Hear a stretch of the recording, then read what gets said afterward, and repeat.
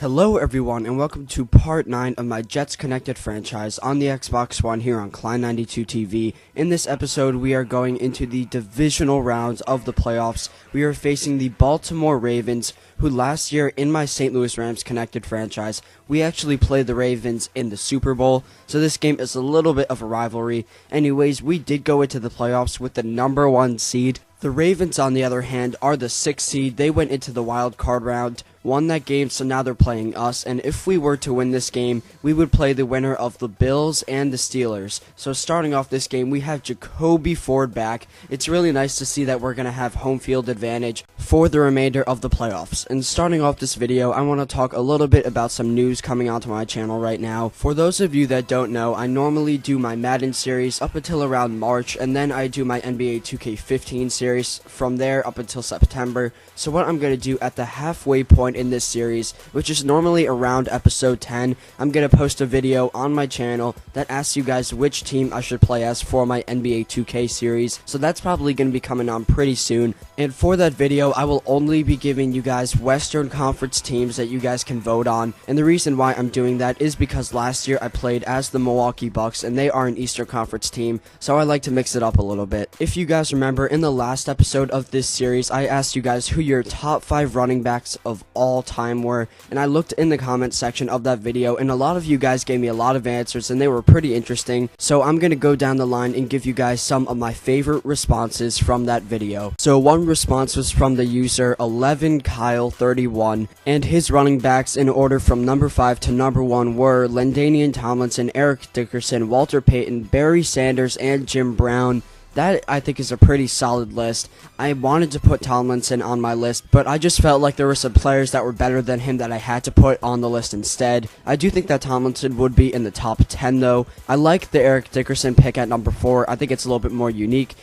He has Jim Brown at number 1, and like I said in that video, the debate between Jim Brown and Barry Sanders is such a huge debate on who the best running back is. I could probably dedicate an entire video just to that one topic, but I understand why you put Jim Brown above Barry Sanders on your list. Another response that I really liked was from the user Mr. Football 22. He had at number 5 Curtis Martin, 4 Marshall Faulk, 3 Emmitt Smith, 2 Walter Payton, and 1 Barry Sanders. He does not even have Jim Brown on the list entirely, and the one guy that really stood out from that list was Curtis Martin. I'm gonna be honest and say that I did not know much about him initially. I knew that he was on the Jets and the Patriots, but after doing a little bit of research on him, I'm pretty surprised that no one else had him in their top 5. But look at this play. This is definitely some cheese going on in Madden 15. That ball was coming right for my linebacker, and instead of putting up his hands, the football just bounced off his helmet. One thing that they gotta do in the next Madden is add more catching animations,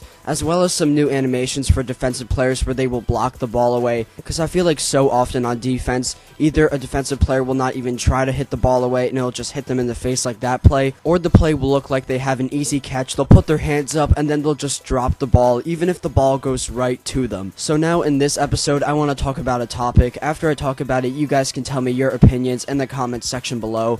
But in this episode, I want to talk about one player specifically, and that is Johnny Manziel. Most of you already know this by now. Manziel plays for the Cleveland Browns. He is the backup quarterback to Brian Hoyer, and at the time of this recording, Manziel has only entered the field twice, and out of those 2 times, he's only thrown 1 pass. And even though it's this late in the NFL season, people are still debating whether or not Manziel will be able to be an elite quarterback. Will he even have a chance to play for the Browns? And I want to tell you my opinion on the whole Johnny Manziel situation. The first thing I want to say is that I think that the Browns are making the right move in not having Manziel be an instant starter, and the reason why I'm saying that is because there are very few players that really come into the NFL as quarterbacks and have an amazing rookie season. Obviously, there are some guys that start off their career well as they start, but many of them fail to continue to produce at a high level. An example is Cam Newton. He started off his career as an amazing rookie. He had such a great rookie season, I remember, but now he's with the Panthers. He's still a great quarterback, don't get me wrong, but he's still having a pretty rough season. And I'm hoping that this isn't a sign of things to come with Cam Newton. I'm hoping that he's going to be able to get his career back on track. Going back to Johnny Manziel, I feel like him not starting in his first year will benefit him in the long run.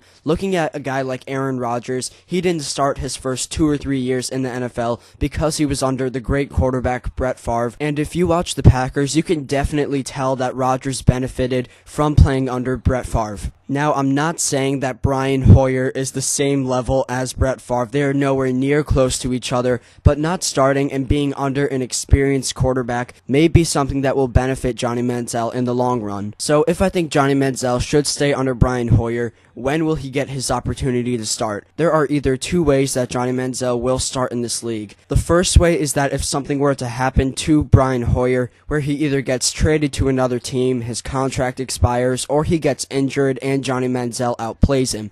The other way that Manziel could be a starting quarterback is if he has to switch teams. Now, looking at both options, I feel like Manziel would probably benefit from staying with the Browns, so he's going to need a little bit of luck and something to happen to Brian Hoyer. It sounds terrible, but I think that once he gets his opportunity on the Browns, I think he'll take advantage of it, because he'll know the scheme by then. He'll have been watching the game for a year at least, so it's a pretty safe bet to say that Manziel will know all the schemes and all the plays by the time he actually gets his opportunity to start. Now, when he gets his chance to start, I can see him playing very similar to Ryan Tannehill. The Browns are in no need really for a mobile quarterback, so I think they're going to try to change Manziel's game a little bit just to make him a little bit less mobile. Plus, when Manziel actually enters the field, he'll have Jordan Cameron and Josh Gordon both to pass to, so there would really be no need to run with the ball if you have such great players to pass the ball to. In terms of success, I cannot see Manziel being a Super Bowl champion. I can't see him making it to the Super Bowl. I think he'll be able to win a couple playoff games, make maybe an AFC championship if he's lucky, but I do not see him really being a top elite quarterback in the league.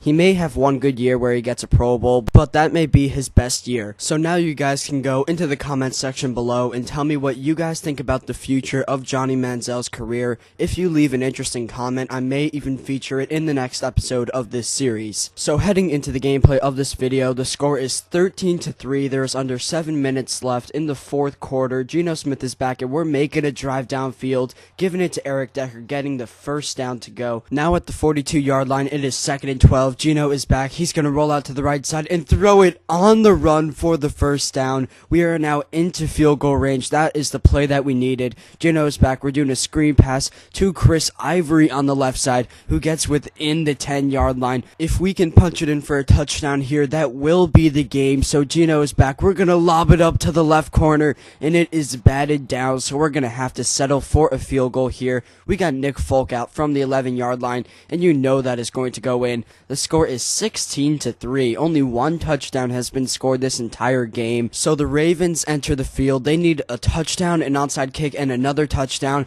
but they get sacked all the way to the 13-yard line. 3rd and 18, Joe Flacco is back. A pass off to the left side, and why would you make that pass, Joe? Up to the 16-yard line, only 3-yard pass to Torrey Smith. They're going to do a no huddle. This is basically the game right here. So Flacco is back, and he makes the same pass to Dennis Pitta, who does not even get close to picking up the first down. We're going to waste off some of the clock, waste all of the Ravens' timeouts, and kick another field goal. The score is now 13-19. I would be amazed right now if the Ravens even had a chance of coming back. 4th and 13, Flacco is back. He's just going to do a bomb downfield, but nope, he does another short pass to the right side. That will end this game. Your final score is 3-19. I am very happy with the way that the Jets played in this game. We were not only able to beat a team that I thought was probably one of the better teams in the AFC, but our defense definitely held strong the entire time. We almost had a shutout up until the fourth quarter, and I'm hoping that our defense will be able to continue this performance into the next game of this series.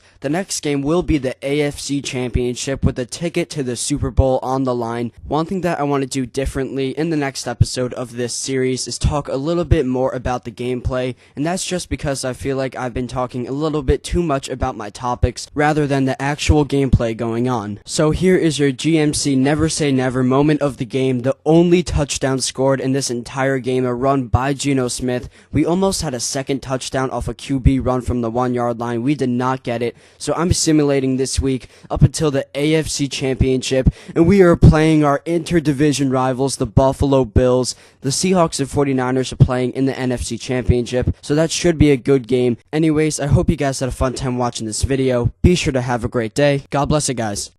Bye.